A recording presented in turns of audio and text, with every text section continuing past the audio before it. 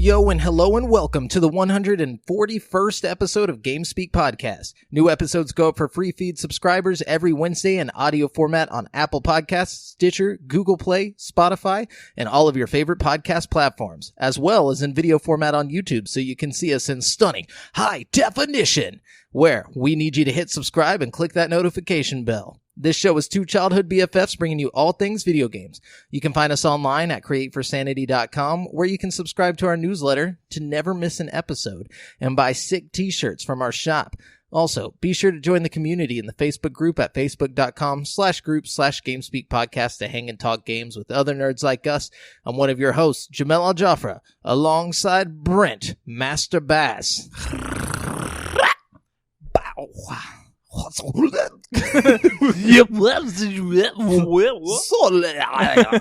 just start talking backwards. Like, That's how they make aliens talk in Star Wars.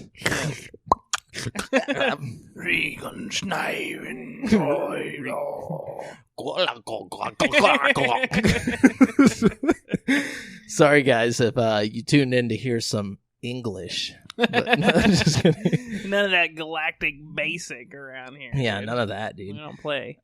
So what's been up, man? Oh, same old thing, different day.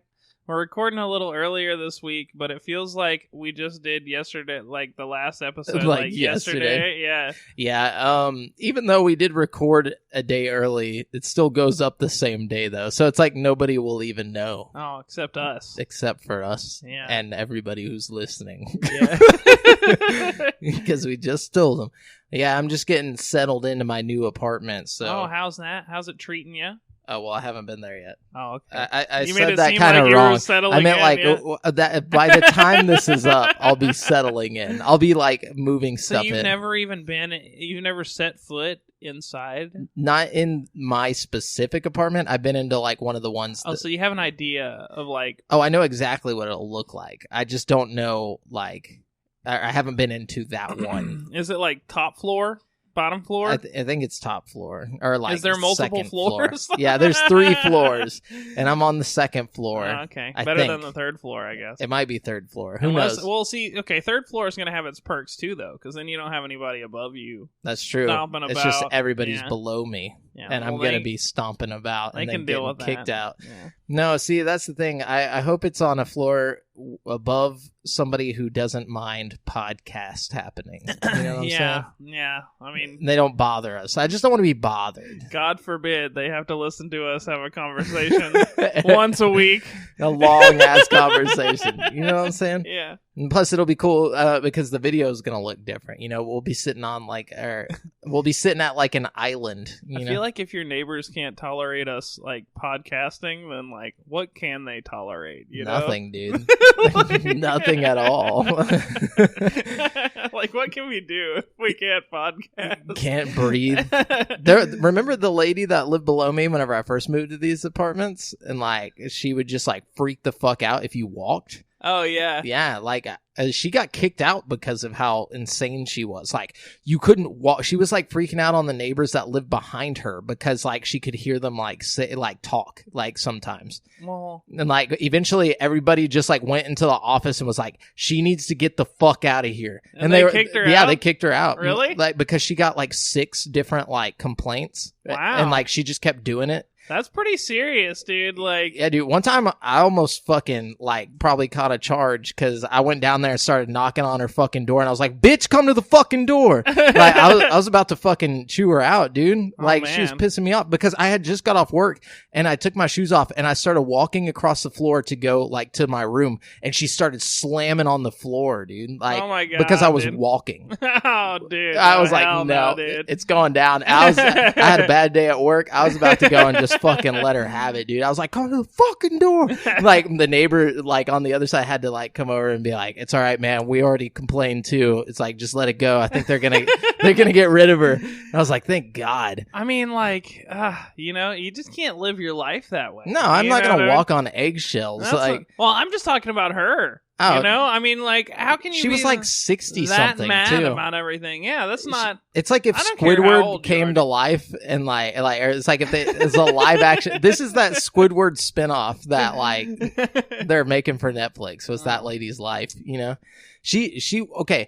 So I know this is also sad. There was like this little cat whenever we first moved here. That was basically just chilling, and like everybody in our little quadrant at the apartments would like, you know, give it food and stuff. Yeah. Just because it was like a stray cat, it was cute, and it would come up. She like didn't like the fact that the cat was coming up here, so she called animal control and had it put to sleep. Oh my god, what an evil person! Oh, dude, she was an evil bitch, dude. Ah. Like everybody was just like, "Fuck that bitch!" Like whenever we came up, like there was like these neighbors that lived next to us, and they were like pissed off, like visibly pissed off, and I was like, what's going on? I was like, hey, what's up? And they were like, do you guys know that cat that was here? And I was like, yeah. And like the girl was like crying, and she's like that fucking bitch down there like got it put to sleep because she didn't like the fact it was coming over here. I was like, dude, we need to burn her apartment. Dude, yeah. Oh my god, dude. It's like we were slowly forming like a mob. Like we're so angry, all because of this one hateful ass bitch. Dude, you know? Wow. It's I like, thought I've had some bad neighbors in my day. That's pretty bad right there. Yeah, dude, isn't it sad? Like, how do you just live like that? How Dude. do you live like that, That's knowing what that you killed a cat? Yeah. You know, just because you're a bitch. Yeah. You know? What a terrible person, dude. Like maybe if the cat had like smallpox or something, and it was going to spread it to the nearby flock. It's okay. You know? I'm sure the balance of karma will have her put to sleep soon enough. God, hopefully nothing happens to her where she's just like poisoned, and then like they come and find us. Hopefully nothing happens to her. No, I'm just talking about for our sake. They're gonna come back and listen to the podcast and be like, probable cause to search the house. He admitted he was down there banging on a door, trying to get in. I was trying to get her the fuck to come out so I could just like tell that bitch off. I wasn't gonna do nothing to her. I was just trying to scare her. Just be like, look, I ain't fucking playing around. Like when I come home from work, I want to fucking walk in my own apartment without being attacked. You know? Yeah. That's real. I mean, you know.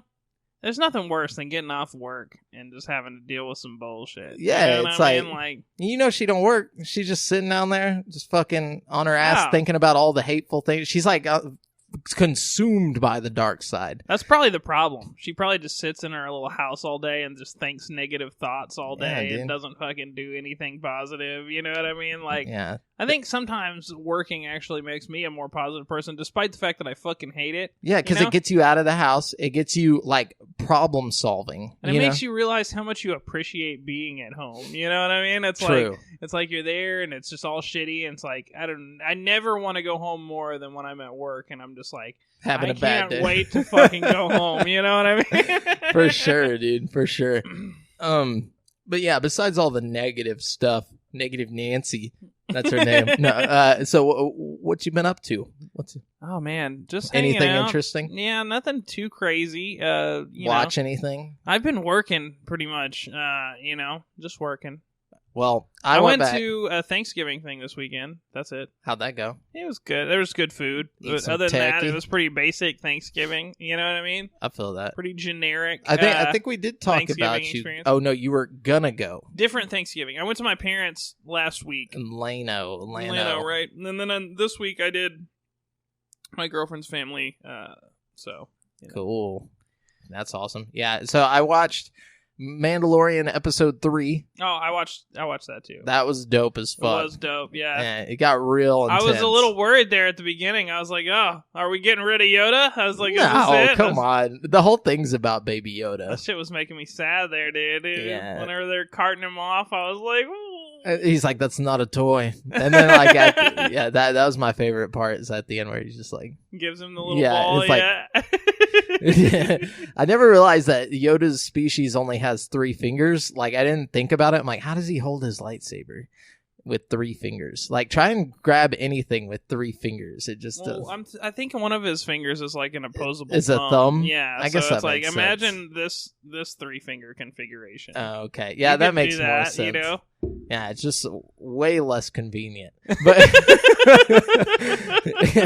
and they're like fatter. Like he's got more like surface area to his. He's got a lot of girth. Yeah, he's got girthy fingers. So I'm thinking the width of his fingers probably helps a little bit. Yeah, and maybe he uses the Force a little bit. Yeah, he's probably got like a custom lightsaber hilt too that like works for him. You know what I mean? It's just tinier. Like, speaking of which, I watched all of the Star Wars films since the last time we did the episode, just so I could, because I finished Rebels, went back and watched every single Star Wars film on Disney Plus, like all the movies except for 7 and 8, which I'm gonna watch this upcoming weekend.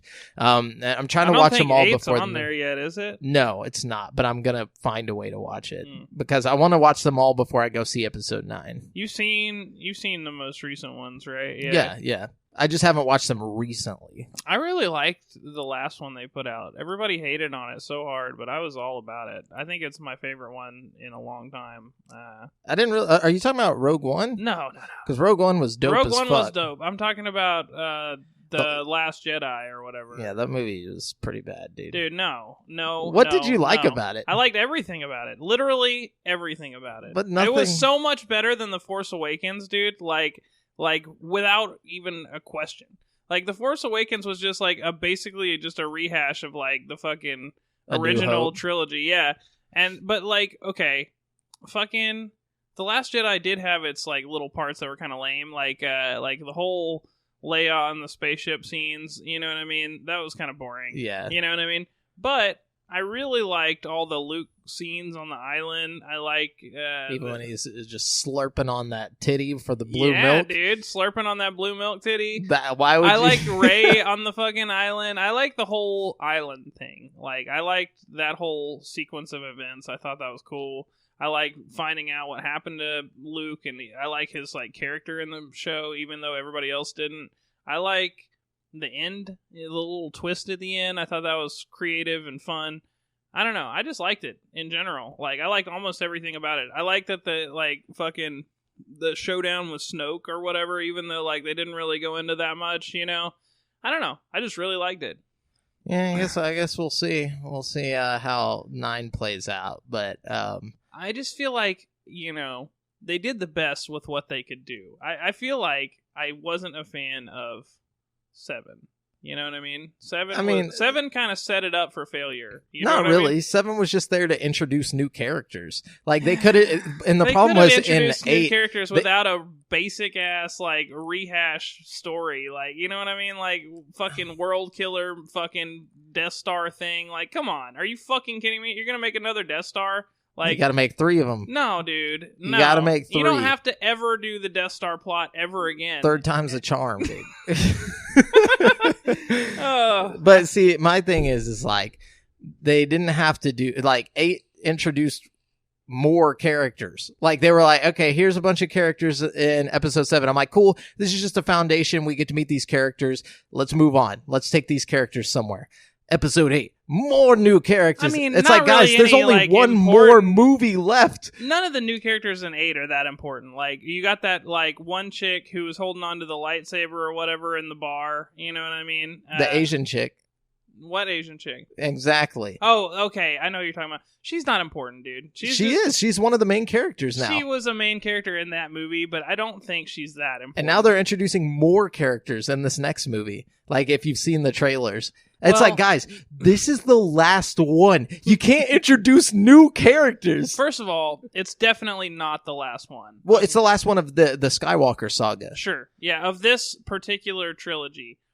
But I guarantee you they will make 10, 11, and 12. I promise you. Like, without question. They're not going to make 10, 11, and 12. It's going to be 10, outside 11, of the story because they're done with, like, they're trying to close off the whole thing with Palpatine and Anakin and all that. 100% guarantee you they will make 10, 11, and 12. About the same characters? Maybe not about the same characters, but it'll follow Rey or whoever they've established in this trilogy. No way. Mm-hmm. Oh, yeah. No way. I promise all right. I'm going to tell you, we're going to come back. I'll even double down on this bet and say it will happen within the next 6 years. You're insane. You're a madman. In 5 years, they'll announce that shit. In 6 years, we'll have a 10th Star Wars movie. I guarantee it.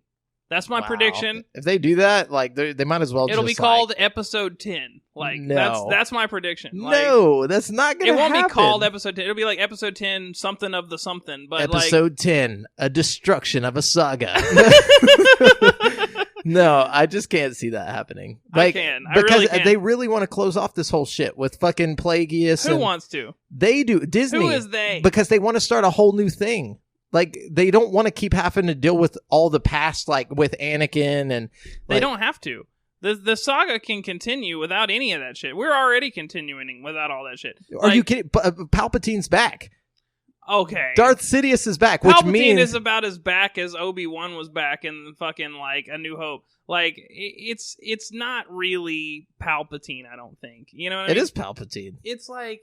I don't know, man. Order 66. I think it's like Palpatine's like ghost, and I don't think it really fucking just toast. I think he's still giving orders and shit, but I don't think he's like back. You know, he's not gonna pop up and electrocute everybody. He might, because the whole point of him was that he had figured out how to cheat death.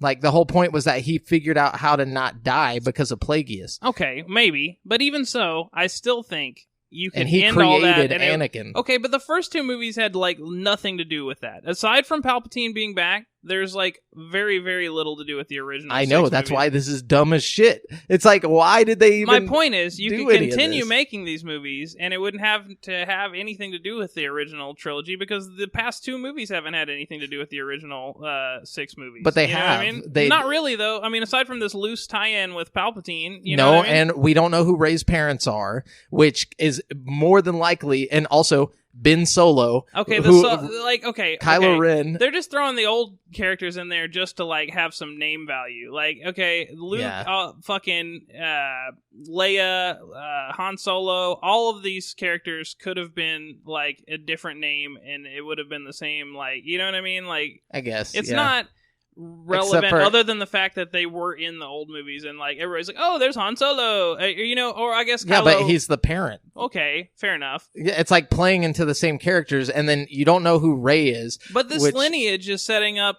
you know. My point is, there's so much you could play on and continue the story with. You know what I mean? You don't have to have like the same conflicts from the old movies to like continue the saga. You know I just want to see the Mandalorian War. I want to see a bunch of stuff. Like, they need to get away from all of this. Well, you're going to. I guarantee you that you will also see a lot more extended universe shit, especially with this Disney Plus action going on. Yeah, we're getting that Obi-Wan show. Obi-Wan shows come in, but I think even more than that, I think a lot of these characters we're talking about from this past movie and the next movie coming up will probably have their own little, you know, spin-off things. You know what I mean? So we'll extend the universe through like shows and whatever, you know? Yeah, for sure. But mark my words, in the next 6 years, episode 10. All right, if we're alive in 6 years. Revenge of the Mandalorians, dude. It's coming to... Revenge of the Mandalore. Yeah, okay, I mean, if we're alive in 6 years, guys, remember episode Old Republic, 141. That new Republic. But yeah, so let's jump into the news. That's a lot of Star Wars, which we need to be saving for our next topic. Oh, yeah. Which we're probably going to be... Truth. Sneak peek, we're going to be doing some Star Wars topic, but we won't tell you what kind of topic yet, but next episode, so stick around, guys. Anyways, just so you know, we're using articles from gaming news sites from around the web, and we do not claim any of the material as our own. We are simply giving commentary on these articles.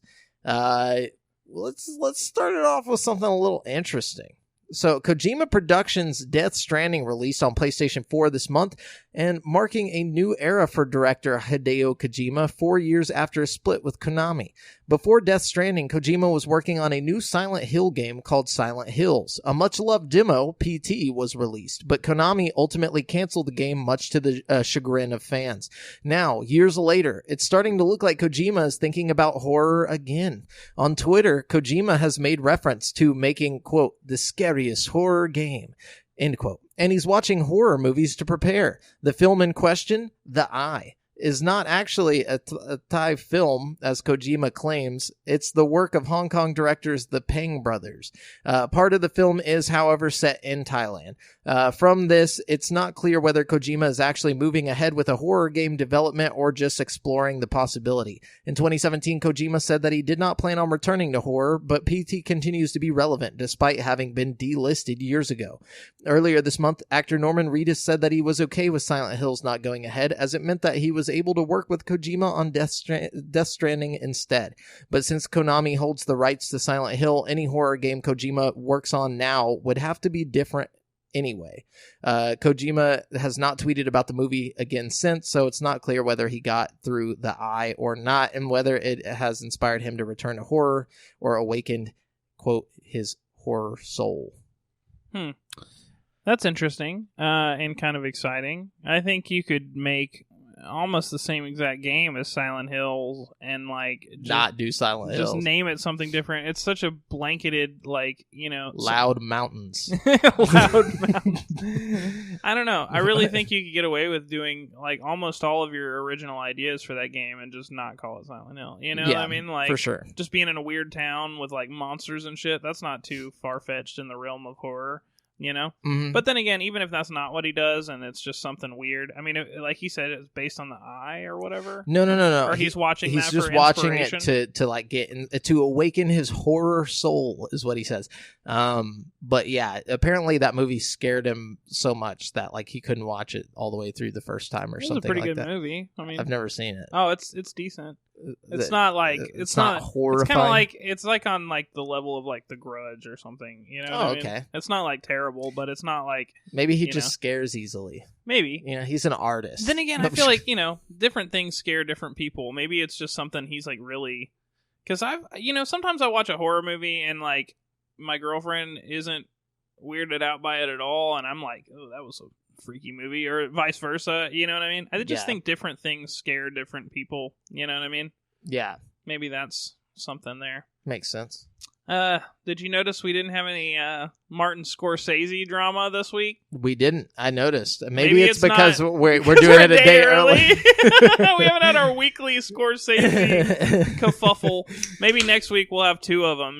Yeah. Jason Domican was asking me about that. He posted about the show and was he's like, is there any more Martin Scorsese information this week? People are invested, Yeah, we got to know what happens. Stuff. All in Hollywood. So, okay, the new Half-Life game that's coming to VR, they've confirmed that you won't need a Valve Index to play it. So that's good news for those of you that want to play it but don't want to literally spend your arm and leg on a new VR headset. You can totally play it with a Rift S or something, which is much more affordable. I think it's coming to everything but PSVR. Yes, it says every PC-based VR, including Oculus Quest, through the PC link. So that's cool. Yeah, so you should be able to use it if you have any kind of VR. That being said, it will have exclusive features for the Valve Index. Yeah, I'm sure. And you will need a computer that's a little bit above the rate of getting your VR up and running. You need to have at least 12 gigabytes of RAM to play this new Half-Life game. Yeah, they're not fucking around, but I mean, if you've seen the trailer, it looks good. You know what I mean? Yeah. So I'm expecting it to be pretty cool. And they're talking about it's going to have all kinds of different ways to accommodate people playing. It should have room scale, so you can walk around if you want. Or you can play it just standing in one spot, using the thumbsticks, or you can play it sitting down, or you can play it with teleport movement. They have a bunch of different options, which is really cool. Yeah, they also said it's a full-length game. Yeah, they said it should be about as long as Half-Life 2. Which is 12 hours. Yeah, so that's pretty cool. I definitely am looking forward to a game of that length with made with VR in mind. You know what I mean? It's gonna be a lot of heavy necks. Right. But I don't know. I'm excited. They were talking about how a lot of people are asking, are we going to get a flat version of this game, a normal version of this game? And probably not. Probably not, because a lot of the mechanics of the game are throw a grenade through the door and slam the door closed and feel the impact of the grenade, And with like normal controls, that would just be super boring. Yeah, exactly. Yeah. I can see this being really fun. The trailer looked funny, like whenever he's like, "Oh, it's not loaded," and like throws the gun and it just like goes off. I was like, "Okay, I like the humor." Yeah. He's like, "Now it's not loaded." Yeah, it looks good. Yeah. Anyways, CD Projekt Red continues to speak about the unannounced Cyberpunk 2077 multiplayer game. As part of an earnings presentation, management confirmed that the game is only in the quote, relatively early stage, end quote, of development, and that it will feature some form of microtransactions, though the company isn't ready just yet to confirm specifics. Quote, "We believe right now it is definitely too early to share any details on that or give guidance as the project is in the relatively early stage," management said about the Cyberpunk multiplayer's games microtransactions. Cyberpunk 2076 is just like Fallout 76. Oh, I was like, oh god. I thought you were going to be like, Cyberpunk $2077. I was like, oh, there you go with the micro. Okay, the company added that it is continually experimenting with the Cyberpunk multiplayer game, which is in fact the first multiplayer game made by CD Projekt Red.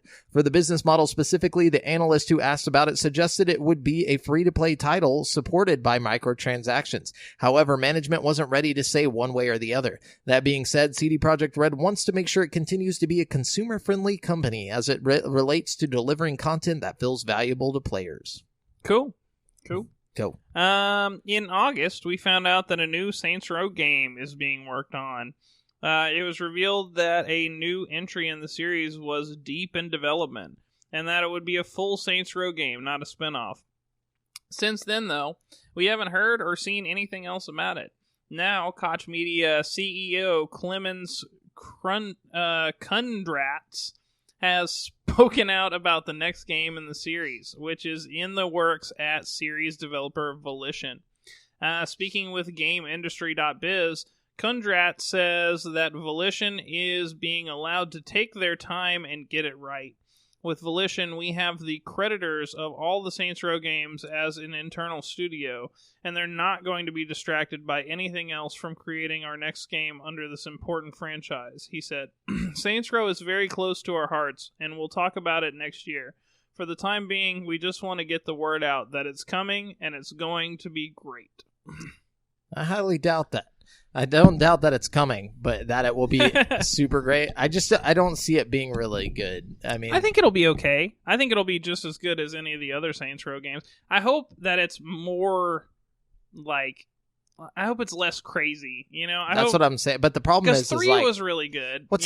They can't make it less crazy because then they're just like another Grand Theft Auto knockoff. That's the whole reason they went crazy is because they realized they could never live up to GTA. There's like a line that they crossed, Like the craziness and the wackiness was fun in 3, True. Like in 4, it just got a little too much, I feel like even with 2, it had its own thing where like with the gangs and stuff and like recruiting gang members and stuff. Yeah, that was different. Like you don't see that in Grand Theft Auto. Like, no, which I like. I like that, and like adding the multiplayer to the gangs and stuff. That was my favorite part about the first 2 games. I think the whole gang member thing kind of made me interested in the storyline for some reason. From the very beginning of the first one, where you get like jumped into the gang and stuff. It's like, okay, this is kind of cool. Like, it's like one of those fantasy things that you never really want to go do, but like, it's fun to play out. Yeah, I've always wanted to get jumped into a gang. Yeah, exactly. Anyways, so Xbox Game Studios' State of Decay 2 is finally making its way to Steam. No concrete release date has been provided yet, but the game is expected to launch early next year on the platform. Cool. Just so y'all know. Cool. Let's see. Gearbox has announced the first DLC campaign for Borderlands 3. Moxie's Heist of Handsome Jackpot will launch on December 19th. The DLC is the final piece of Borderlands 3 post-launch content scheduled for 2019. Though Gearbox's looter shooter will get more campaign add-ons starting 2020. To access Moxie's Heist of the Handsome Jackpot, you'll need to have at least reached Sanctuary 3, the spaceship hub area unlocked when you complete the opening campaign chapters on Pandora. The DLC is specifically tuned to characters who are level 13, but enemies will scale to your level if your chosen Vault Hunter is much higher. Moxie's Heist of the Handsome Jackpot is included in Borderlands 3's Season Pass, though it is available as a standalone purchase as well. Cool. Yep. WWE 2K20 has received a new update on PC, PlayStation 4, and Xbox One targeting several, quote, significant community reported concerns, end quote. Publisher 2K Sports. I've heard this game is just fucked up, dude. Yeah, like, I've seen some really, really funny clips. Of it. If you guys want a good laugh, just type in 2K20 WWE or whatever glitches. It is so hilarious. It's like people missing hair and shit. They get hit by a ladder and their whole torso just flies off and shit. They probably should have just left it. The patch takes aim at addressing crashes, improving stability, adjusting sweat, fixing missing hair and clothing, and more. In addition to addressing community concerns, 2K Sports said the latest WWE 2K20 patch zeroes in on general stability and polish improvements. These include correcting missing and or invisible images, refining strike aiming and dash attacks, fixing issues surrounding 6-man matches, addressing crashes when simulating WrestleMania, and more. It's funny because the last year's version of this was pretty well received. Everybody kind of liked it. It was developed by a different team. Oh, okay. So that makes a lot of sense. Yeah, they handed it over to this other team and they just fucked it up, dude. It's the same team had been working on it for the past 20 years or so or something like Probably that. Should just let those guys keep working on it. Yeah, I think so. I think they got let go or something. And now they're probably sitting there laughing, dude. I bet they are. Fuck them. Yeah. That's great. Anyways. Let's see. Pokemon Sword and Shield have not been out for long, but dedicated players are starting to build up a full Pokédex and are hunting for rarer shiny... I'm sorry, I'll just cut the shit. Basically, you can find 2 kinds of shinies now in Pokemon. Did you read about this? I saw it, but I didn't read about it. Okay, so check this out. So there's the normal shiny, right? Yeah. So you pop up and they're a little sparkle appears on the Pokemon and they're a different color, yeah. Right. So there is now a special kind of shiny called a square shiny. A what? A square shiny. Okay. So when they pop up, they have square sparklies instead of normal sparklies. Apparently, there's a 1 in 16 chance if you get a shiny that it will be a square shiny. Okay. So it's an even rarer version of shinies. However, in one of the articles I was reading last night, apparently they're saying that there's some kind of correlation to if you're chaining for shinies and you get a square or you get a shiny, you're more likely to get a square shiny than if you just stumble upon a shiny and it's yeah, you know what I mean? What's it change on it? So the little sparkle when they pop up. That's it? That's the only difference? It's the only difference. So dumb. Yeah. Well, not if you're a shiny hunter. You know what I mean? A shiny connoisseur. Oh, okay. Why didn't you say so? Baby Yoda may have only just stepped onto our TVs and into our hearts 3 weeks ago, but it feels like he's been in our hearts and minds forever. So, naturally, it's been a struggle, given the secrecy that surrounded him prior to The Mandalorian's premiere, that there's been no official merchandise for him available. 3 weeks was just 3 too many, but thankfully, that's all about to change, and just in time for the holiday season. Baby Yoda merchandise is on its way. Oh, yay. Yeah, so far, the selection is still pretty limited. T-shirts are available and but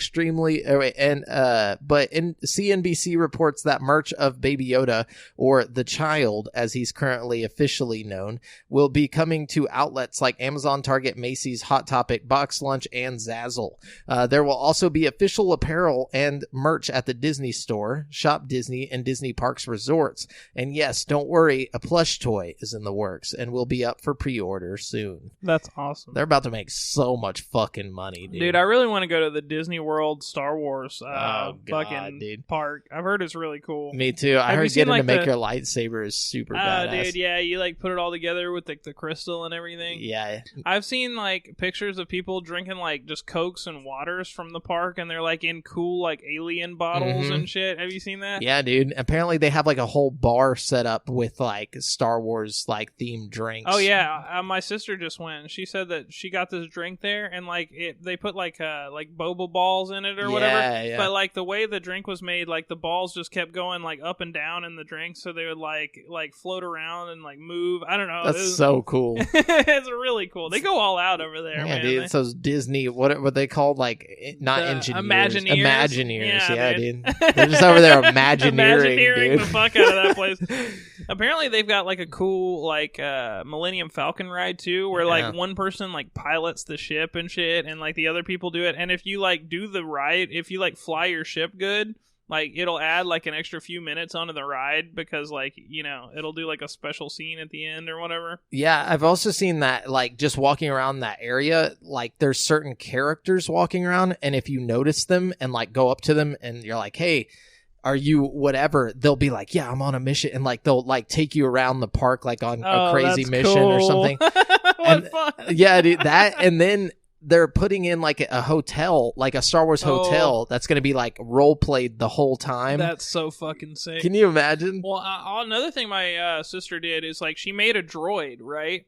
But apparently you take the droid around the park with you, and like if you go to certain things in the park, like the droid will interact with it. Like it'll like see cool. like a door and like and like the door will like, you know, open or whatever. What the You know what I mean? Man, dude. It's like made to like interact with the park, you know? So if you buy one of these expensive ass droids and walk around the park with it, it'll, you know, do shit. I thought Tesla was making next level stuff, dude. Dude. You see that Cybertruck, dude? I did see the Cybertruck, bro. I'm not gonna lie, I kind of want one. Me too, dude. Everybody's hating. Everyone's like, oh, it looks so weird. It's like, guys. Yeah, that shit is fresh, bro. This is the future we've all been dreaming about. This is the cyberpunk future that we want. Dude, the thing is sick. And it's like affordable too. It's not even like super expensive. What, it's like $50,000 or something? I didn't see the price. I think he said he wanted it to be like as affordable as like a Ford F-150 or something like that. Well, he said, like I saw on Twitter that he said they are, and this was like a day after they announced it. He said that they had already sold 146,000 of them. Wow! So you're about to start seeing them bitches just driving around on the road, like whenever they come out.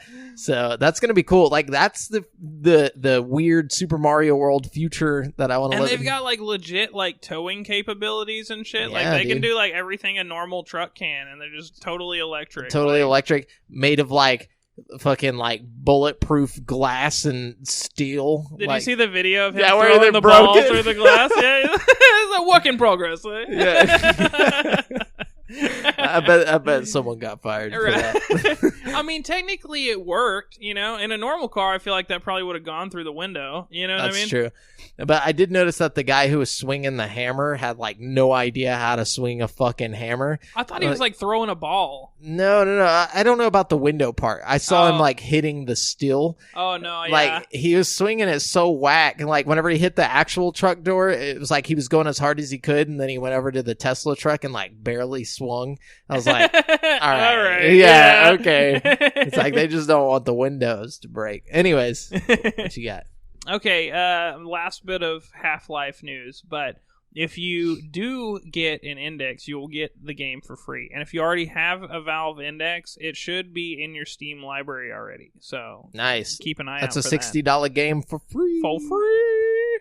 Anyways, Gears for Breakfast throwback action platformer A Hat in Time has received a new DLC some months after launching on Nintendo Switch. Yakuza Yakuza Metro, available now on Nintendo Switch and PC, introduces several discoverable timepieces, additional outfits and dyes, and more. Alongside the new additions to A Hat in Time, the Nyazuko Metro DLC features a brand new online party mode. Online Party lets you play with up to 50 other players in an MMO-style setting, where griefing and pairing with each other is par for the course. Additionally, Nyazuko Metro includes a brand new sticker system that can be used as emotes and to customize your weapon. Nyazuko Metro is free to those who back the game on Kickstarter. Everyone, but yeah, that's basically it. But that's pretty interesting. I put that on there just because I was like, damn, it's like a platformer gone MMO. Yeah, that's interesting. Anyways, let's see. Google recently released the Stadia in certain regions. The first streaming-only console to arrive on the market. It's been a shaky launch, with many features missing from the system at launch. But reviews suggest that there are a lot of potential in Stadia. With Microsoft also testing Project xCloud, game streaming technology is on the rise. And it sounds like the biggest company in the world is looking to get in on it too. CNET is reporting that Amazon has their own plans for game streaming, which they will unveil next year. This was first reported back in January 2019 as a rumor, with no official word since. However, CNET cites two insiders who say that Amazon's plans will be revealed in 2020. No specific plans or details have been announced yet, and Amazon did not respond to CNET's request for comment.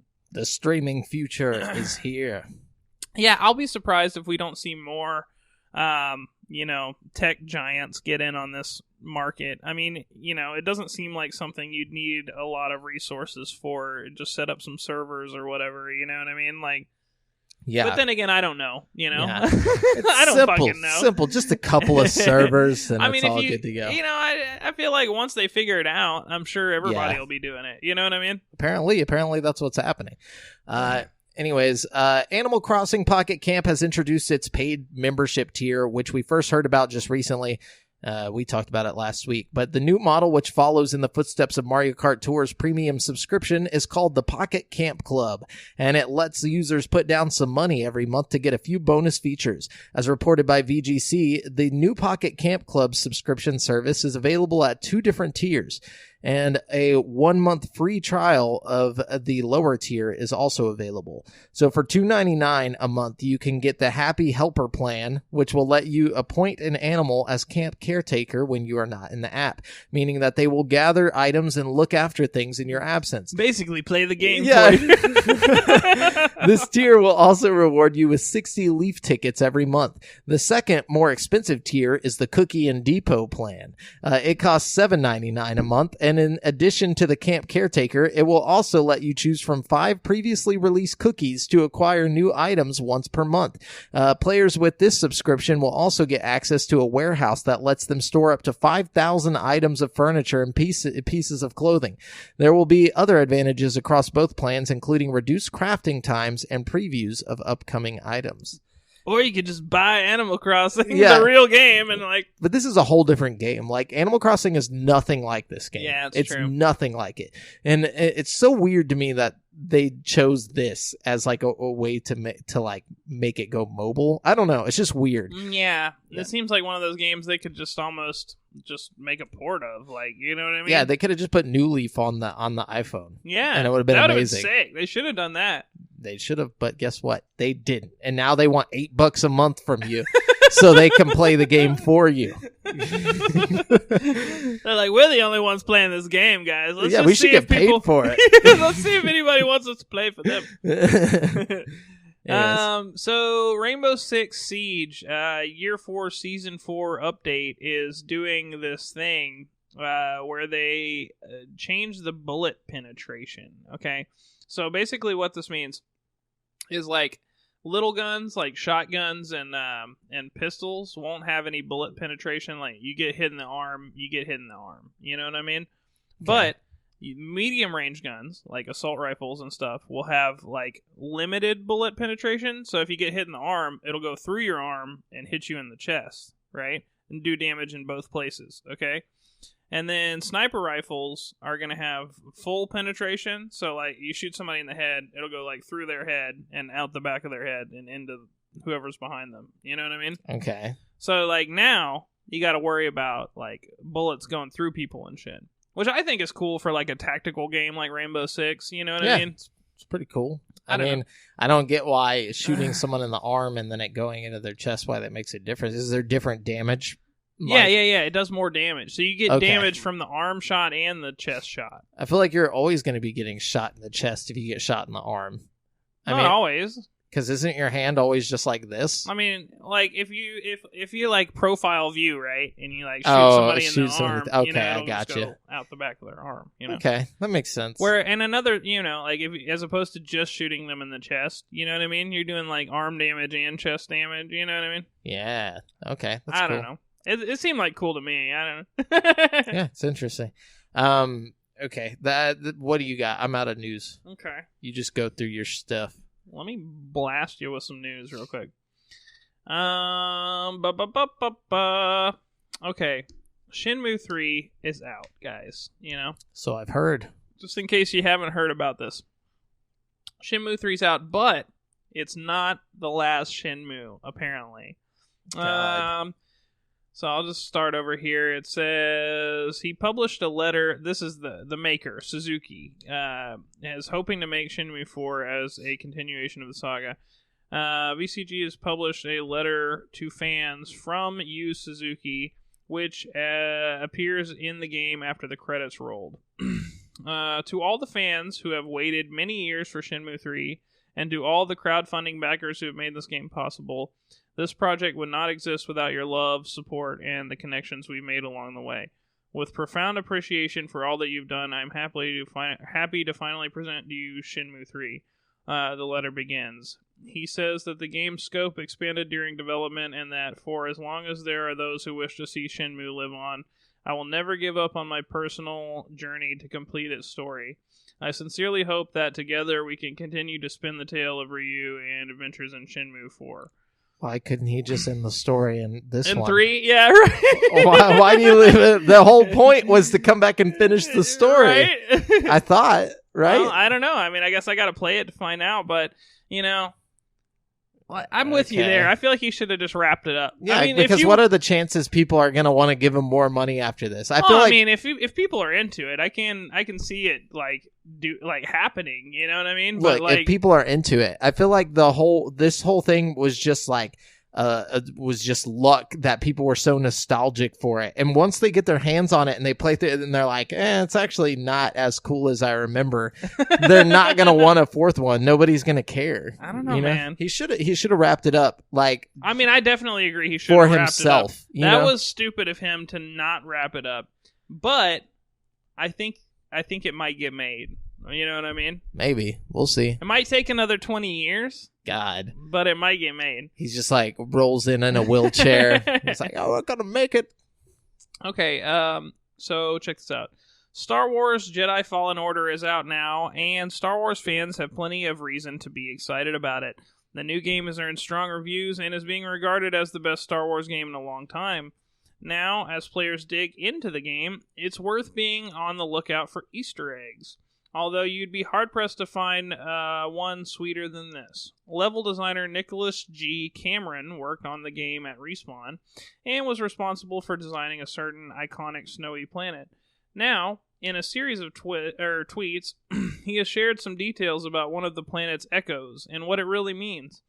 Echoes are little pieces of scattered lore that you can find throughout the game, which give you some insight into what has happened previously in the area you're exploring. The Echo in question pays tribute to Master Mar T. Cameron, and it reads, a memorial placed at a meditation site used by the venerable Jedi Master Mar T. Bucky Cameron. He returned here many times over the course of his life to reflect on his adventures and achievements. As Cameron explains in the tweet below, this is a tribute to his late father, Martin Cameron, who passed away in early 2018. Martin worked on Star Wars games himself, with his name appearing in the credits for X-Wing vs. TIE Fighter, which he served as an artist on. So I thought that was a pretty cool little Easter egg there. That is pretty neat. Also, there's another Easter egg. Sorry. I just love these Easter eggs so much. Apparently, there's like a part where you're in like a dream sequence in the game or whatever, and like you're in an elevator and you hit the button on the elevator and nothing happens. So you're supposed to like turn around and like something else happens when you turn around that like activates the sequence of events or whatever. Mm-hmm. But if you just stand there and hit the elevator button 66 times, oh my god, fucking Emperor Palpatine will come on the speaker and be like, execute on a 66. That's awesome. Speaking of which, I've been since I've been watching the Star Wars movies, I realized how easily influenced Anakin is at all points in that movie. Dude, throughout the whole thing. He's such an idiot. Like, there's like this part where like, it's the part where he kills Count Dooku, because the Chancellor tells him to do it. He doesn't know that he's, he doesn't know that he's Darth Sidious at this point. Yeah. But he's like, kill him now. And he's like, I shouldn't. And he's like, do it. And then and so he just cuts his head off. There was no argument, no no second guess. It's like, well, if you said it twice. And it was funny because he was like, kill him now, like in a normal voice. And he's like, I shouldn't. And he's like, do it. See, I think the problem with Anakin, is that like he didn't, he just got thrown into that shit from like a kid, All Jedi did, True, but true. he was made by Emperor Palpatine. Like, he was created by him, like with midi-chlorians. So like, that's probably why he was like already what's the word for it? I guess like, he was just susceptible to the dark side. Like, that's why he was so whiny and shit all the time. He's like, Obi-Wan doesn't care about me. All Obi-Wan cares about is the Jedi Council. Yeah. Anyways. Oh, okay. What you got news-wise? Let's see. Last one here. Blair Witch is coming to PlayStation 4. Ooh, good for them. Yeah. So, if you felt like you missed out on a fun game, which you did, pick it up, Yeah, and it's on Game Pass on Xbox, so... So, I mean, you don't have to pay for it over there, technically. But it's cool. Y'all can have our sloppy seconds, I guess. Whatever. A lot of sloppy seconds coming. Anyway. And that's it. That's all I got. Sweet. Well, that's it for this week's news. Hopefully nothing new... or nothing insane happens within like a day. Oh, dude, everything crazy is gonna happen tomorrow. It's all right. If it does, we'll put it in the next episode. We're gonna jump on over to this week's releases, where I'm gonna let you know what brand new games are coming out in the next 7 days. Actually, there's only like 2 games. Story of a Gladiator is coming to Switch, Xbox One, PS4, and PC on November 27th for $10.99. Story of a Gladiator in an arena beat 'em up, or is an arena beat 'em up where you take the role of a man in search of his destiny, only to find it in the sands of the Colosseum. You are a common man who has lost everything in the war against the Roman Empire. Your family is dead. Your friends are dead. Your house has been burned down. It's dead. Your dog is dead. And your land is now under Roman rule. Despite such misfortune, you have managed to escape slavery, or worse. You spend much of your time in the streets of Rome looking for some sort of meaning in your life and wondering why the gods have spared you. One day, fate finally reveals itself. Are you ready to accept it? And then we got Five Nights at Freddy's 1, 2, and 3 coming to Switch on November 29th for $7.99 each. So yeah, everybody knows what Five Nights at Freddy's is, but that's coming to Switch. Cool. That's literally all the games that are coming out in November, like at the end of November here.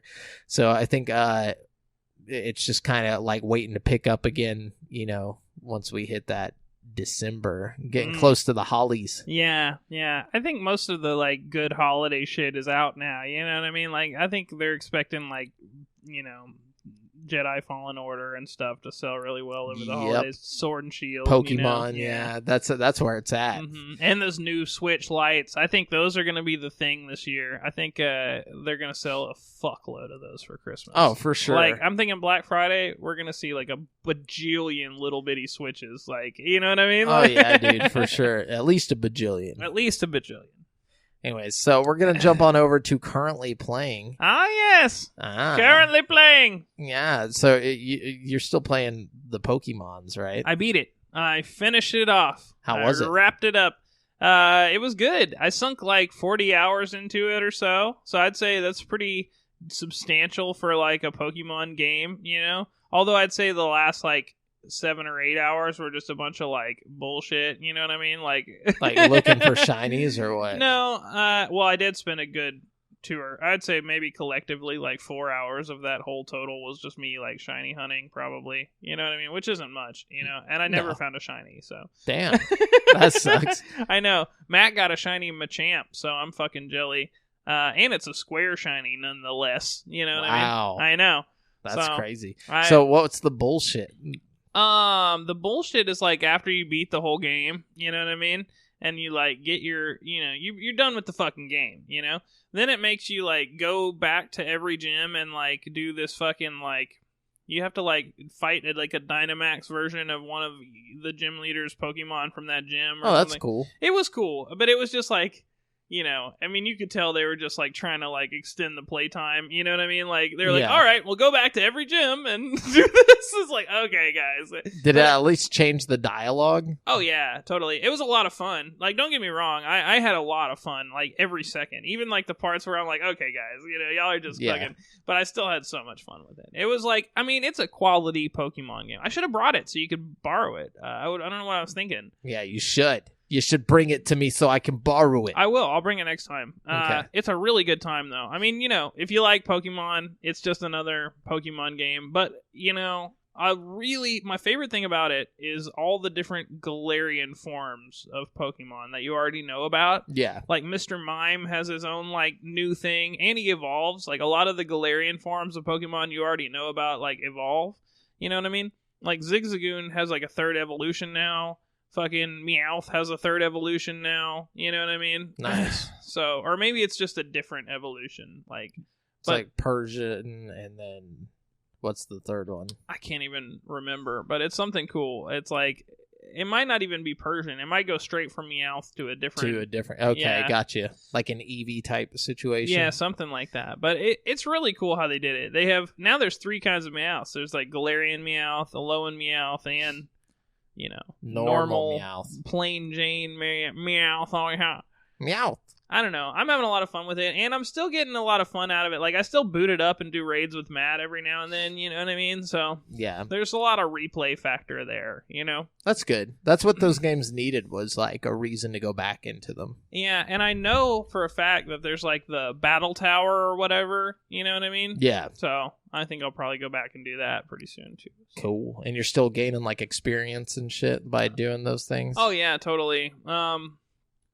And, you know, I'm expecting the game to put more stuff in it, too. Like, maybe not, like, more content, but, like, more max raids and stuff, you know, in the wild area. Yeah, there just needs to be ways to keep, like, leveling your Pokemon up, you know? Like, that's the main thing. How's the customization? Pretty good. Like, on your character? Pretty good. I feel like I changed his outfit, like, 2 or 3 times throughout the game. And, I mean, there's not, like, a ton of options, but it's pretty cool. Like, it gives you something to spend your money on. Because, you know, like, late game Pokemon, you just have, like, $1 million fucking dollars and, like, nothing to spend it on. You know, like, you don't really want any more Pokeballs or anything. It's like, when you get to that stage of the game, it's like, okay, I can go spend my money on these expensive clothing items I've seen before. You know what I mean? So it's like, it kind of adds a little bit of fun to it. But other than that, I mean, you know, it's more just for fun than anything, you know. But it's cool. I didn't try the curry thing at all. You know what I mean? Really? I heard that was a big part of it. I heard it was too, and I just don't get it. Like, you know what I mean? Like, I don't know. I need to try it. Yeah. Yeah, I heard there's like 100 different curry or something. Yeah, there's like a guy that like rates your curry decks, and like if you fill out your curry decks, you get some kind of special thing. So. What a weird universe to live in. You just get a dex for everything. Mm-hmm. Anyways. So, I played that, and I finished it up, and then I played a little bit of the new Zombies mode on Call of Duty Mobile. How's that? Oh, it's really good. I mean, you know, it's zombies. I forgot that was out. I need to get on there. Yeah, they just put it out. It's that one map. It's a map that's, like, existed before. You know what I mean? It's not like a new map or anything. Oh, okay. But they did a good job with it. It's a really random map for them to pick, though. Like, of all the like iconic zombies maps, it's like they picked just this weird ass one. You know what I mean? Maybe it was the easiest to send over. Probably. It's not a very big map. I think that's probably exactly what it is. But I played a little bit of that, and then I've got that Star Wars Jedi Fallen Order game that you were playing. Same here. I'm still playing that. Oh, okay, cool. Yeah, so I've been playing that a little bit. I just started. I'm only on well, technically it's my third planet, but it's like only the second planet, really. Like, you know how like at the beginning they give you the two planets you can go to? I went and did the optional planet first, and then I went and now I'm back on the beaten path, you know what I mean? Okay. So I'm technically only on like the third planet right now. I've yet to go to a planet that didn't tell me to go to. Bro, I'm not gonna bullshit you, dude. You should go do that planet, the desert planet. I almost don't want to ruin it, but the rewards are fucking great. I didn't realize you could go to other planets that you weren't supposed to. It was just like, go to the planet that you're supposed to. So I went to it. I figured there was something there because like she, like at the beginning, she's like, you can go to this planet if you want to, but I don't recommend it because of the blah blah blah, and I was like, fuck you, bitch, I'm going, Yeah. And first of all, I what really inspired me to go there was like, first of all, she said that, right? And then I'm looking at the two planets, and the one planet that you're supposed to go to has like 16 secrets or something, The planet that you're not supposed to go to only has like 4 secrets or something. So I'm like, okay, there's only 4 secrets on the whole fucking planet. I'm gonna just go there and knock it out real quick. But dude, you gotta go back and go to that planet, man. I'm telling you. Is it Dathomir? Yeah, I think so. Maybe. That's what I'm thinking. It was like the red sand everywhere planet. That's what I'm thinking. I think it was Dathomir. Yeah. Can I just spoil it for you, dude? No. Because you're not just spoiling it for me, it's whoever's listening as well, too. Well, it's not necessarily, it's almost like, okay, I won't spoil it for you, but definitely go to that planet. It is, you will not regret it, okay? Can I just say that? Yeah, I'll go there. I'll let you know on the next episode. It's very hard, okay? Nothing's I'm hard playing for me on that at this hard point. level that you were talking about. Jedi Master? Yeah, I'm playing Jedi Master. And I'm like, it's fucking hard, dude. I'm not gonna lie. Is. But it's also like really satisfying. Like every time I hit a blaster bolt back, I'm like, bitch. Yeah. Have you unlocked a lot of the Force like stuff?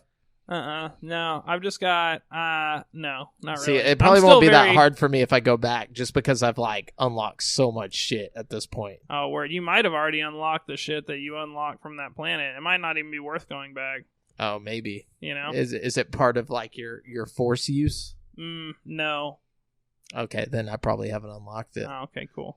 But yeah, that's cool. So that's what you've been playing? Yeah, man. I'm really enjoying it. It's like I said, it's hard, but it feels good when you get past a little area that like, you've been stuck on, or you're trying, or you just get to that next meditate spot and you're like, fuck you, bitches. The fucking load times in that game are absurd, dude. Oh, they're bad. They're so fucking bad. Particularly when you like start the game up. Yes, dude. It takes like 10 minutes to get into the game. Yeah, it's real bad. And it's not even just that. Like, the game's kind of janky. I'm gonna be real. The game's awesome, but it's janky. Like, there's constantly pop-in textures, like, at every turn. Like, and like, you'll be like running into a different area, and suddenly it'll just like, like freeze for a second, like to load. And then it'll go. I feel like I'm playing a game on the original Xbox. I wonder sometimes. if it's because you're on the Xbox One, like the OG one. You know what I mean? Because I don't have as many pop-in textures I noticed on my 1S. You know what I mean? That's got to be it. But I don't know if that affects it or not.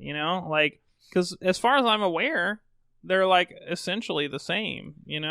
Yeah, I don't know. All I know is that there's a lot of pop-in textures. But I it's did notice buggy. whenever you let me play it that one time, there was a lot more. There's still pop-ins on the 1S, but just it's not as bad. Not as bad. Yeah, it's weird. Yeah, it's got to be that, man. It's weird, but good game so far. Yeah, I'm almost. I think I'm almost at the end. Really? Yeah. It's probably going to take me a while because, like, literally, it takes me it's like a little victory for me just getting past like small areas of the game. You know what I mean? Like like I'll beat like a little group of like 5 dudes, and I'm like, oh dude, I just fucking I'm done for the day. I'm the Jedi master, dude. Wait till you have to fight the second sister again. Oh God, yeah. I don't even want to. It's really fucking hard, dude. Anyway, so let's jump on over to the topic of the show. But before we do that, if you guys want to let us know what you've been currently playing, just let us know in the Facebook group at facebook.com/group/GameSpeak podcast, or in the comments on YouTube or wherever you're listening. We will respond. Topic of the show today is 2019 Game Awards predictions. Brent's got all of the nominees and whatnot, and then we're going to give our prediction as to who we think is going to win each of these awards. So, Brent, take it away, dude. All right, let me ask you this, Jamal. Should we do the esports stuff? Probably not, because I don't think we know any of them. Okay, so anything with esports in the title, I'm just going to leave out. I apologize to all the esports fans out there. Look, we like video games. We're not fucking nerds. This is just effectively saving us a whole lot of time on a topic we know very little about. For sure. Oh, I will leave this one on there. How about this? Okay. Best esports game. Okay. Okay.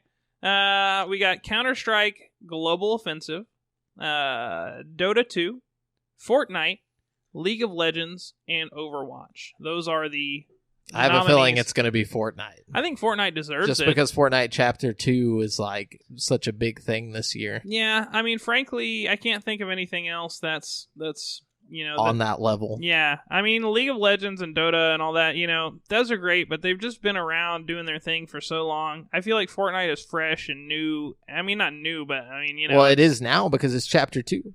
You know, like Chapter 2 happened like 2 months ago. True. And like it changed the whole game. True. You're very right about that. So, okay, I'm going to give it to Fortnite. That's my prediction there. Same. All right. So moving away from the esports stuff, we've got Content Creator of the Year, which is almost on an esportsy level. Oh, GameSpot. GameSpeak podcast. GameSpeak podcast. Number one choice. No, we've got Jack Courage Dunloop. Whoever. I have no idea who that is. I have no idea who that is. We have Benjamin Dr. Lupo.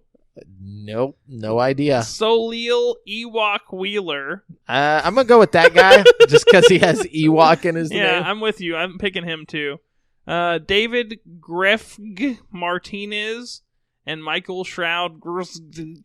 No, wait, it's gonna be Shroud. You think Shroud? Yeah, I've heard that name before. That's why I think he's gonna win. Just because if I've heard of him, he must be really popular. Because I don't know any of these. Well, I'm going with Ewok. So okay, you go with Ewok. I got Shroud. All right. We got fresh indie games. Okay. The freshest indie game. Okay. ZAUM for Disco Asylum. Zomada Studio for Gris. Okay. Dead Toast Entertainment for My Friend Pedro. Mobius Digital for Outer Wilds. Mega Crit for Slay the Spire, and House for Untitled Goose Game. Wow, that's a really tough one. That is like a tough all one. Of those got a those critical are some bangers acclaim for sure. Like, that's almost like it's as good as the Game of the Year list. Man, I'm gonna have to say Goose Game just because of the splash it made. You know what I mean? Yeah, I feel like Goose Game or Outer Wilds. Yeah, they did a good job with that, especially for an indie title. I'll say. But then again, Gris is really good too. They're all really good games. Yeah, and they've all had a lot of like people talking about them throughout the year. I think any of these win, I'm not going to be mad about it. But I'm thinking Goose Game on this one. Same. Yeah. Goose Game. All right. Best multiplayer game. We've got Apex Legends, Borderlands 3, Call of Duty Modern Warfare, Tetris 99, and Tom Clancy's The Division 2. Well, those last two ain't going to be it. No. What was the first? The first three were Apex Legends, Borderlands 3, and Call of Duty Modern Warfare. I don't know why Fortnite's not on this list. I mean, like, can we be real? Or Super Smash Bros. Or Super Smash Bros. What the fuck? Out of this list, though, Probably Apex or Borderlands. What wasn't Call of Duty on there? Yeah. Call of Duty's gonna win it just because it's Call of Duty. Yeah. I just don't care. I mean, none of these. Apex kind of came and went and like died out. So it's like it's still got a pretty. It's got a sizable group of people playing, but I don't think it's like gonna take any award home. No. No, I guess. As much as I hate to do it, I guess I'll give it to Call of Duty Modern Warfare. Yeah, I just feel like I want it to be Borderlands or something, but let's be real, Yeah. Best sports/racing game. WWE 2K20, dude. It's not even on the roster. Man, I wonder why. We got Crash Team Racing Nitro Fuel. Oh wow, I know, right? Dirt Rally 2.0. eFootball Pro Evolution Soccer 2020. F1 2019. And FIFA 20. How are you going to have two soccer games? Because they're two rival, soccer games. Yeah, but surely one was, obviously better enough than... I don't know. They probably didn't have that many options here. I'm just going to go with FIFA. FIFA's going to win that. No, dude. FIFA? Nah. You're crazy if you don't think FIFA's going to win that. I'm thinking Dirt Rally, dude. Nah, FIFA's one of the biggest games in the world. I think you're underestimating Dirt Rally. I think you're overestimating. It's like all of Europe would come and destroy us because if they didn't have FIFA. That's the one thing that keeps them at bay. It lets them forget that we, had a revolution and left. Yeah, well, it's the only thing that's the only thing that stops them from taking America back. Yeah, dude. What is F1 even? Formula racing. Okay. Yeah. All right, that's fine. We got to have differing so we can see who wins. Going with Dirt here. I got FIFA. So best strategy game. Okay. Age of Wonders, Planetfall. Anno 1800. Fire Emblem, 3 Houses. Total War, 3 Kingdoms. God. Tropico, 3 Tropics. No, I'm just kidding. Tropico 6, and Wargroove.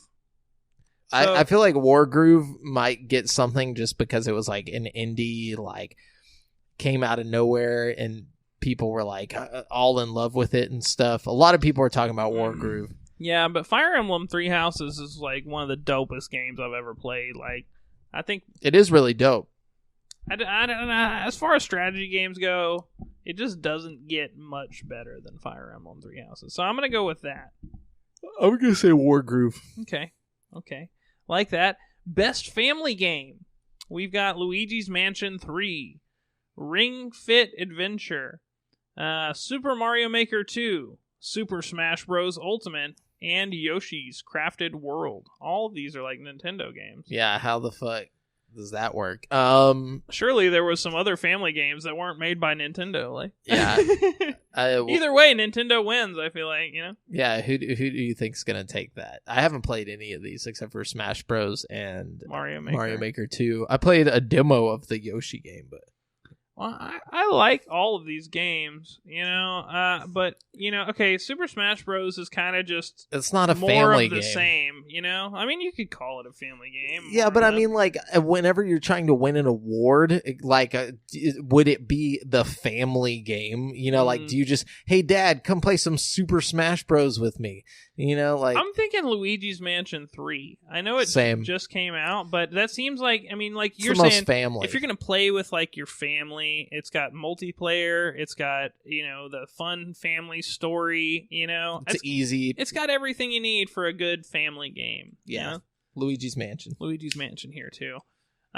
Best fighting game. Dead or Alive 6, Jump Force, Mortal Kombat 11, Samurai Showdown, or Super Smash Bros. Ultimate. Super Smash Bros. Ultimate is Super Smash Bros. That. Gotta win that one. I mean, if there's a category that Smash Bros. Deserves to win, it's definitely best fighting game. Exactly. And although that game, Mortal Kombat 11 was pretty good too, but I don't think it's not going to be best. No. Yeah, and it wasn't better enough than Mortal Kombat X to where it's you know what I mean? And Ultimate didn't come out this year, but it came out so late last year that they didn't put it in the Game Awards last year. That's why it's on the ballot this year. Fair enough. So, but it still holds up to all the games that came out this year. There's a little bit of recency bias here, you know? Because, like, you know, I'm not even really considering Smash Bros. For a lot of these, you know? Yeah, for sure. And I think that's not Smash Bros. Fault, you know what I mean? I think that's my own fault for just not caring anymore, you know what I mean? Which isn't that crazy? Yeah. Like, the last game, like, people were playing it all the way up until Ultimate came out. And now that Ultimate's out, it's like, I feel like nobody's playing it. Dude, it kind of bums me out. I'm always down to play Smash Bros, but it's like, I feel like I don't have enough, like, nobody's ever trying to smash, get it going on anymore. Yeah. For sure. Best RPG. We have Disco Asylum. Final Fantasy 14? What? 15? No, it says 14. Oh, okay. Maybe it's the online thing. Yeah, maybe. That's strange. Kingdom Hearts 3. Monster Hunter World Iceborne. And The Outer Worlds. Outer Worlds for me, that's a Outer Worlds easy. But I feel like Iceborne might take it. Yeah, or Kingdom Hearts, as much as I don't want to. No, Kingdom Hearts would not take that. You don't think so? No, hell no. I don't believe that. Who's voting on this? You know, is this like a community voted thing? Is it like the? I don't know, honestly. Who does this? Because I think that is a big factor. You know what I mean? I think the votes are critics. Like, critics go to the show and then they vote there. Interesting. Yeah. Well, I hope Outer Worlds wins that for sure. I think Outer Worlds, this is its time to shine, you know? For sure. It deserves it. It's kind of a lax year in gaming, and I think it could come in and be like the fucking, you know, sleeper hit. You know what I mean? Best action game. We have Apex Legends, Astral Chain, Call of Duty Modern Warfare, Devil May Cry 5, Gears 5, and Metro Exodus. I feel like it'll go to Devil May Cry 5. Yeah, maybe. Maybe that or Call of Duty. This is the one I think Call of Duty's going to win.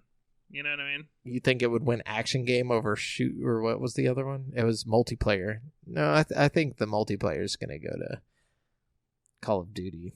Maybe. It might get both. Maybe. I'm going to say Devil May Cry. I'm going to go with Call of Duty on this one. Okay. Let's see. Ooh, okay. Here's one I like. Best VR AR game. Asgard's Wrath, Blood and Truth, Beat Saber, No Man's Sky, and Trover Saves the Universe. It's going to go to Beat Saber. I feel like the critics are going to choose Beat Saber. Because Blood and Truth was 20 times the game Beat Saber will ever fucking be. Yeah, but you got to think about like the zeitgeist that went on with Beat Saber. I understand, like it's this generation's Guitar Hero or whatever, but like, dude, it just would be a fucking slap in the face to the people who made Blood and Truth, dude. Like, that game is better get ready because that slap's coming. No, but I'm not saying it's the best. I'm saying this is predictions. I'm predicting that these critics are going to go with Beat Saber. And also, I think it's super unfair to consider even Beat Saber for this category because Beat Saber's been out for a long fucking time. Like, it is weird. Why is that even on the because it 2019? just came to PlayStation. You know? You think that's why? I think so. Are you sure that game didn't come out this year? I'm almost 100% Hold on, I'm going to Google it. You keep going. Because make sure you get like the original one, you know, because I could have swore that Beat Saber's been out for a while now, or at least since last year or earlier, you know? Yeah, it came out May 1st, 2018. Yeah, so like, what the fuck? You know what I mean? Like, I don't know, that's unfair. Maybe there's just not enough VR games. There are, though, and that's what's bullshit, because like there's like a fuckload of great games that have come out this year, you know, like Vader Immortal. You know what I mean? Yeah. Or, I don't know. You barely hear about it. Yeah, but it's still awesome. You know what I mean? And it's, you barely hear about Asgard's Wrath. Like, what the fuck? Why is that? Yeah, I have no idea. And No Man's Sky was trash, dude. I don't give a shit what anybody says, okay? That game looked like ass when you put that fucking headset on, dude. Like, I don't care. Yeah, for sure. So, you know, I'll probably get a lot of shit for that, but... we got the best community support from a game. Okay. Apex Legends, Destiny 2, Final Fantasy 14, Fortnite, and Tom Clancy's Rainbow Six Siege. If you ask me, Rainbow Six, huh? The only contenders in this are Fortnite and Rainbow Six. I mean, yeah. The other people like service their games or whatever. Apex does a lot of But this is maintenance. community service. Like, This is best community support, right? yeah, that's straight up gonna be Fortnite then. Absolutely. Yeah. Absolutely. Any day of the week, I think. Or Rainbow Six, because they came back and like changed everything basically. Rainbow Six reinvents itself a lot. Rainbow Six is constantly like adding, and I mean, I think we were just talking about it, adding shit. Absolutely. I think if you got to give it to either one, I wouldn't be mad about either one. But I think Fortnite deserves it, probably. Yeah, that's just my opinion. It's got to be Fortnite, I guess. Yeah. Best mobile games. We've got Call of Duty Mobile, Grindstone, Sayonara Wild Hearts, Sky, Children of Light, and What the Golf? I think it's going to go to Call of Duty. Easy.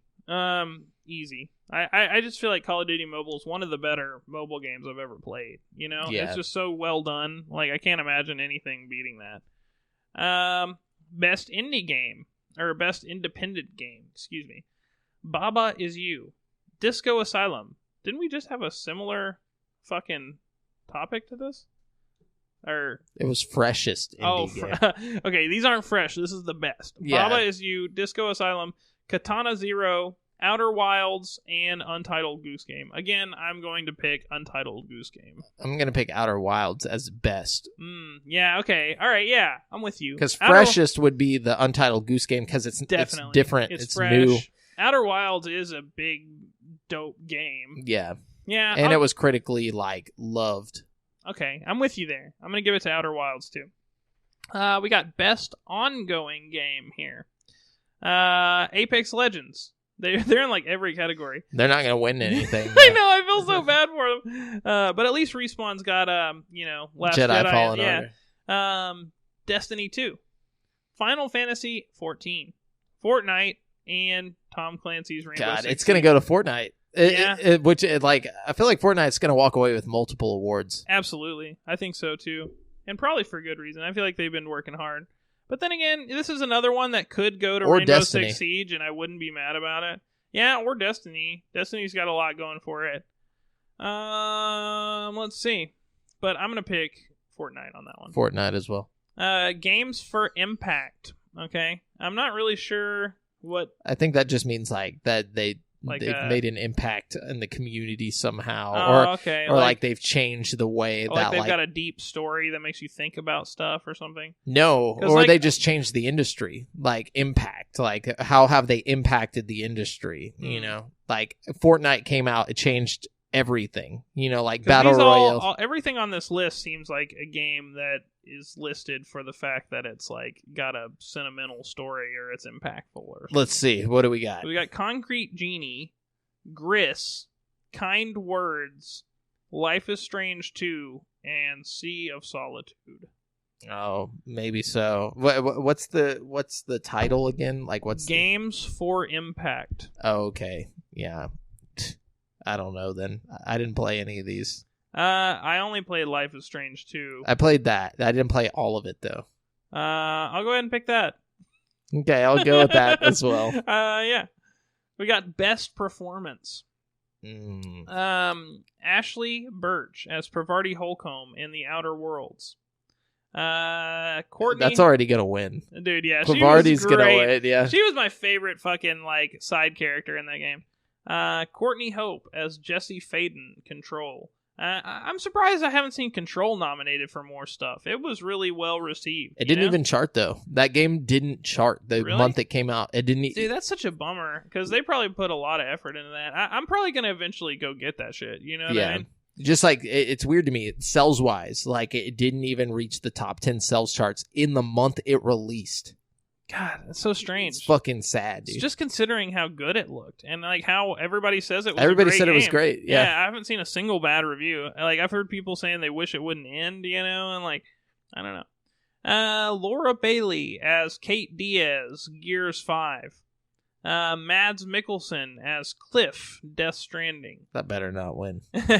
Matthew Peretta as Dr. Casper Darling in Control. And Norman Reedus as Sam Porter Bridges. So it's for Death Stranding. It's the same game 4 times. I'm going to say Pavardi. I'm hoping for Pavardi. I feel like enough people will want that it's going to win. So. Yeah. I wouldn't be surprised if old Mads Mikkelsen pulls off the dub over here. Maybe. Best audio design: Call of Duty Modern Warfare, Control, Death Stranding, Gears 5, Resident Evil 2, and Sekiro: Shadows Die Twice. I'm going to have to go with Resident Evil 2. The way you said Sekiro, it sounded like Shakira. Shakira. And you said we're doing sound design. What did you say, Resident Evil? Resident Evil 2 for me. Because I played that game with headphones, and man, there's some spooky sounds going on, man. Like, yeah, I could see that being... When you hear one of those fucking zombies, like, scream, and, like, it echoes down the hallway in front of you, and you, like, know they're about to... I don't know. It's just scary, dude. Like, I'll take that one. Resident Evil. Although, there's some great contenders there. I feel like it could go to any of those, and it would be fair. Best score / music. Okay. Cadence of Hyrule, Death Stranding, Devil May Cry 5, Kingdom Hearts 3, and Sayonara Wild Hearts. Man. Who do I think will win? Probably... What was the first one? This is a Cadence of Hyrule. I don't think Cadence will win. But... man, that's tough. I personally think Kingdom Hearts 3 is going to win this one. Yeah, maybe so. I'll go with that one. You know, that's just me. That or Death Stranding. All right. Best art direction. We've got Control, Death Stranding, Gris, Sayonara Wild Hearts. It's going to go to Gris or Sayonara Wild Hearts. Sekiro, Shadows Die Twice, and The Legend of Zelda, Link's Awakening. Ooh, Link's Awakening for me, though it won't win. Yeah, I'm with you on that. I really like the way they did Link's Awakening. I think it could definitely go to Death Stranding also. Just because of how unique it is. Yeah. Best narrative. A Plague Tale, Innocence, Control, Death Stranding, Disco Asylum, and The Outer Worlds. Man, I think it's going to go to Death Stranding, but I want it to go to Outer Worlds. I kind of hope this one goes to Control. I hope Control gets some kind of recognition for what it did. You know what I mean? I don't know the narrative enough for I don't either, but I just want them to win something. You know what I mean? I want them to win something too, but it's not going to win narrative. It's not going to win the best narrative whenever it's up against Death Stranding, which is known for its narrative. Well, I mean, and then it's also known for like being kind of boring. I mean, you know, Death Stranding is like kind of regarded as like a boring game. True. You know what I mean? I don't know. That's just my thought. A boring simulator. I don't think Outer Worlds is going to win Best Narrative. I love Outer Worlds, but the narrative was kind of like... it was hit or miss, but it's the fact that you get to choose it is what makes it interesting. Yeah, totally. I love that. But I don't think it's... I think it has a chance to win several awards, but not that. Best Game Direction. East. We got Control, Death Stranding, Resident Evil 2, Sekiro, Shadows Die Twice, and Outer Wilds. Sorry, you got to be specific when you're... Yeah, what does it mean, direction? I think just, you know, like director, like the director, I guess. You think so? I thought they were just talking about like, the game's direction. Like, no. I think they're talking about literally like the. Oh well, then it's obviously going to go to Death Stranding or Control. I'm thinking Resident Evil 2 on this one. Think so? Mm-hmm. Okay. I think so. I'm going to say Death Stranding. And finally, the game of the year. We've got Control, Death Stranding, Super Smash Bros. Ultimate, Resident Evil 2, Sekiro, Shadows Die Twice, and The Outer Worlds. Wow, that's like not that many good ideas. Isn't that a weird list of like Game of the Year contenders? Yeah, it's definitely gonna be something that I don't want to win, but I'm gonna say Outer Worlds. Like if Outer Worlds wins Game of the Year, dude, I'll be psyched if that's the case. To be honest with you, because I feel like that's my Game of the Year. Same. That's the most fun I've had playing a game this year. Like, Without as much as I question. like Jedi and Fallen Order, like, or Outer Worlds is still better. Totally. Yeah. In my opinion, Same. That being said, Resident Evil 2 was amazingly fun. But it's nothing. It's not new. It's not a new game. Exactly. It's a remake. Exactly. But I won't be mad if it wins. Okay? Me either, yeah. I want that one to win or Outer Worlds. And I haven't played Sekiro, but I imagine that it's also very good. I haven't tried it, so I probably need to. I'm surprised Fallen Order wasn't on any of this stuff. Maybe it's getting pushed to next year probably. as well. I'm thinking I think there's not enough time to really digest it in time for the awards and stuff, I feel like Super Smash Bros. Would have had a way better chance if it would have been on last year's ballot. And that's the same thing's going to happen to Fallen Order. It's going to get pushed into next year's shit when like a new generation of consoles are out. A new generation of like Soulsborne games. Yeah. Sucks to suck though, I guess. Well, yeah, there you go. Sweet. There's our predictions. We'll have to come back to these after the Game Awards and see how badly we did. Right. Or how well we did. Who knows? But yeah, so we're going to jump on over to the People's Champ. Brent, all the questions are on Facebook today. I think people are used to looking out to see if we have questions on the normal days. Yeah, on Tuesdays, so we might have a little less questions. That's totally okay. Let's see. Okay, all right. I got the People's Champ here. It's going to be Christopher Geeker today. Woo! Chris says, any big turnoffs while playing an RPG? For me, a huge turnoff would be if I can't customize my character's appearance, but have the ability to customize gear and stuff. That's a good complaint there. I think. Wait, hold on. Say his turnoff again. I think I misunderstood that. He said, for me, a huge turnoff would be if I can't customize my character's appearance, but have the ability to customize gear and stuff. Okay, so I did misinterpret that. So my turnoff is whenever you get new gear, but you can't see it. Oh, yeah. Like you just look the same. Yeah. Like, oh God, I hate that so much. Or you get like some gear and it's like it sounds like it's going to be different, and you put it on, it's just like the same thing with a different color over it. You know? It's just bullshit. Yeah, I hate that. I don't know. I hate whenever there's like an RPG, but you can't like find things laying on the ground. Like you have to like fabricate or buy the things from the store or something. Oh yeah, you know what I mean? Like I can't stand Fable 3 for that reason, because like you don't find weapons. Like that's my biggest thing about RPGs is like I want to find and use weapons. Yeah, you know what I mean? Like especially it's like, ooh, I found this super rare item. Yes, dude. Know? Like there's a bunch of fucking random RPGs like Mass Effect 2. They like cut the whole like looting thing out and shit. It's like, dude, I just want to find the weapons. I don't want to fabricate. I don't want to fucking go buy the shit. I just want to like find a chest and like, oh shit, this is in the chest, and like it's exciting. I don't know. I agree. No, that's a good one. Yeah, I think we got some good ones right there. Yeah, thanks, Chris. We've got Chad McLean here. He says, "What is your favorite sexual position?" LOL, JK, JK. But we're going to answer that anyways, Chad, because we just do that. Do we have to answer that? That's a little personal. You have to answer it. Okay. You don't have to answer it. Yeah, okay.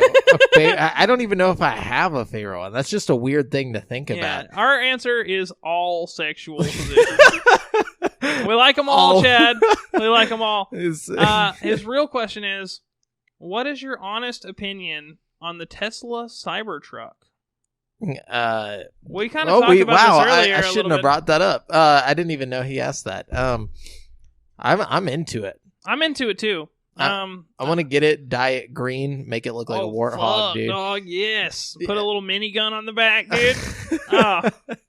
To carry around my friends in it and everything, and like, oh, dude, yeah, I'm into it. I want one.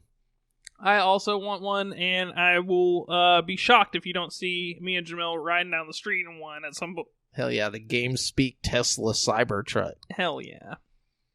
Okay, we got David Hicks here. He says, I'm not sure if you guys are fans of simulators, but as for me, I'm hyped for Microsoft's new flight sim. It's true 1-to-1 scale of the entire world. What? I didn't know it was a 1-to-1 scale of the entire world. That's what he's saying. You can actually see your house in-game. If it exists on satellite imagery, it exists in the game. So my question is, if you are hyped for it, then where do you plan on flying first? I'm thinking somewhere up in Alaska. Great scenery up there. Though I've seen several people say they'll fly to their ex's house. What? That is actually really fucking Very cool. Very cool. I'll probably fly to some places like that I know, like, you know, to my house that I grew up in, just to see if it's still like, or to see how realistic this 1-to-1 scale thing is, because I know it's there. Yeah. So I would definitely do a flyby over Huntsville, first of all. Yeah. You know, and then maybe go by like Paris and like see the like Eiffel Tower and stuff. I think that'd be kind of cool. Oh, I'd fly over Disney World. You know? Yeah, dude. I think that would be sick to just like, I don't know why that would be sick to me, but I'd do it. I'd fly over like the... Dude, I gotta get this. This sounds tight. This sounds really tight, dude. They can add some like DLC called like Twin Tower. No, I'm just kidding. Oh, dude, the new Pentagon DLC is great, but it's short. It's super short. You gotta like try and make it there. No, just kidding. That's horrible. It's horrible. Horrible. I can't believe we said that. No, just kidding. Anyways. Oh, yeah. So that's all I got over here. That's it for questions this week? Oh, wait. We have one from last week. Hold on. Yeah, we got to go scavenge up some questions. It's like, it wasn't in the questions, you know? It was just like loose. It was like a loose question within the podcast annals. Beads. Okay. We got Charles Chastain here. Okay. He says, which is the superior victory theme? Chrono Trigger or Final Fantasy? Final Fantasy for me all day. Yeah, I don't remember there being one in Chrono Trigger. Is there? Maybe it's a trick question, because somebody else in the comments seems to think there's not victory music in Chrono Trigger. I just don't remember it. I feel like I would remember it. We got a trick question on our hands here. Okay, then Final Fantasy. Final Fantasy, yeah. Yeah, but, I mean, Final Fantasy is like super iconic, you know? That's the thing. Definitely. So I'm gonna go with that. I'm with you there.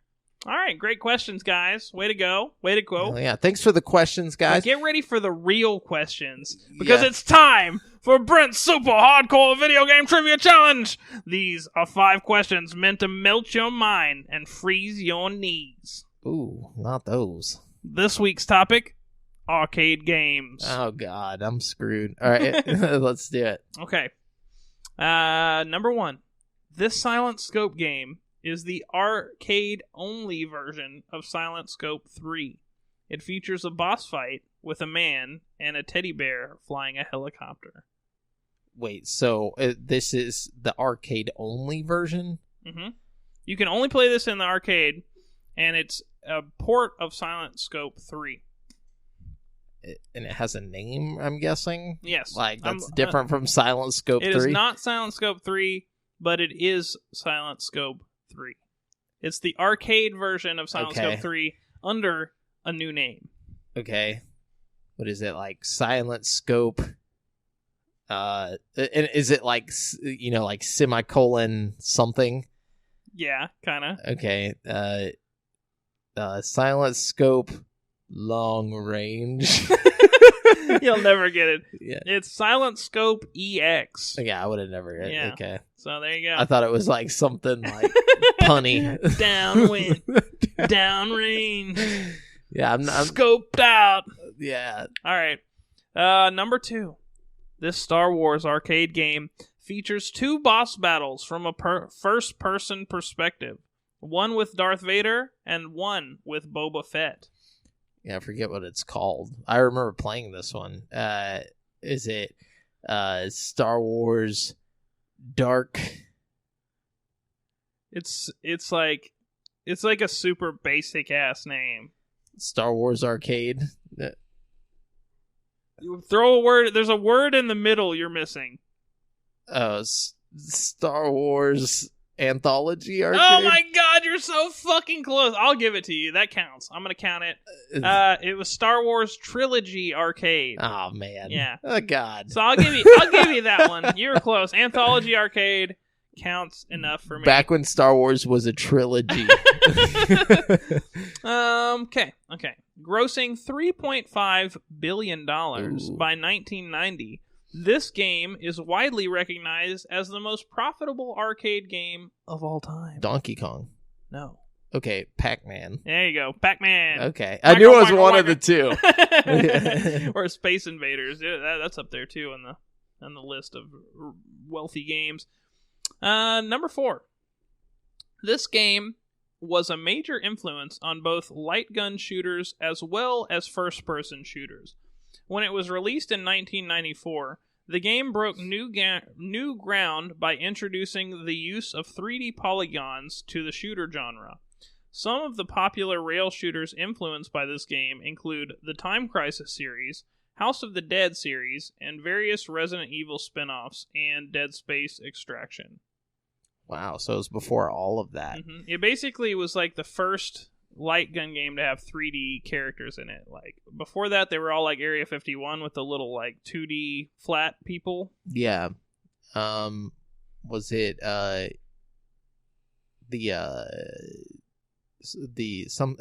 what is it called? Is it zombies, right? Mm-mm. Oh, it's not zombies. What kind of enemies do you fight? At least give me that. Like thugs, like just bad guys. Like, oh man, I don't know. What is it? It's Virtua Cop. Wow, never would have got it. All right, number 5. How do you get Pogo the Chicken in Gauntlet Legends Dark Legacy? Did you type in like dojo or yeah, it's like something like that, right? It's a dojo 7. I'm sorry. You have to go to your name when you're picking your name, and you have to type in egg 911. Oh, egg 911. Okay, duh. I'm fucking dumb. Wow. See, I knew I wasn't gonna get any of this arcade shit. I just wasn't born in the right time. Yeah, that's real. I was just kind of an arcade rat as a kid, Yeah, the only arcade I remember was in the West Hill Mall. Oh, bro. Where the Dollar Tree was. That's that old arcade right there. Oh, man. It was a good one, though. They had some good stuff in there. I remember watching people play Mortal Kombat in there and being so young and so ignorant to what was happening. Mortal Kombat is one of the most profitable arcade games of all time. Really? Yeah, I was looking through the list of, like, most profitable arcade games, and it's like number 10 on the list of like all-time most profitable arcade games or some shit. What's Donkey King on that list? Donkey King? I can't remember. It's up there though. I think it's like 5 or something. Okay. Cool. Well, I lost this week.